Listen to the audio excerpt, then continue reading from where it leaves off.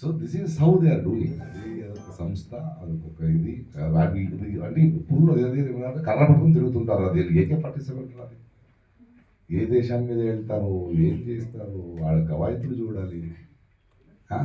ఒక్క lady member ఉన్నారా ఒక సంస్థ, అది ఆడవాళ్ళని గౌరవించే సంస్థ, ఒక్క లేడీ మెంబర్ ఉన్నారా ఎవరైనా?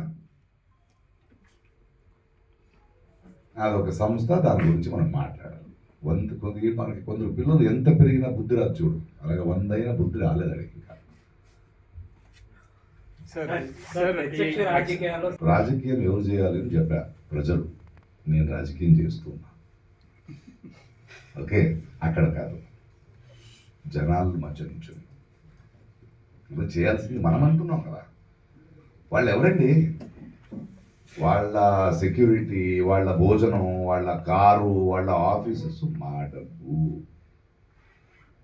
అగ్గి పెట్టి మ్యాచ్ బాక్స్ తీసుకున్న ట్యాక్స్ కట్టి దేశం నడుపుతున్నాం. మన డబ్బు చూసుకోండి చెప్తున్నాం.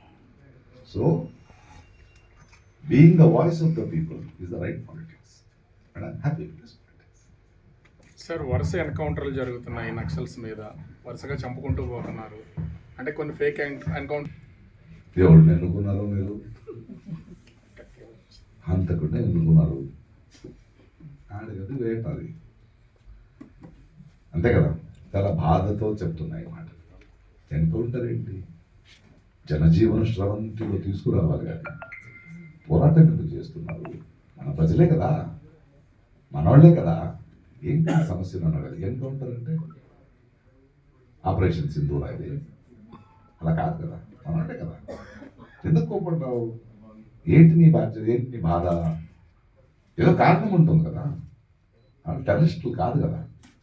ఏదో ఒక ఐడియాలజీతో, మీ ఐడియాలజీ కాకపోవచ్చు, మీకు భిన్నాభిప్రాయాలు ఉండొచ్చు, కూర్చొని మాట్లాడాలి. ఎన్కౌంటర్లు ఏంటి? అరెస్టులు ఏంటి? గొంతు విప్పితే ఈడీ రేట్లు ఏంటి కదా. అన్యాయం జరుగుతుంది. సింపుల్, బాధతో చెప్తుంది.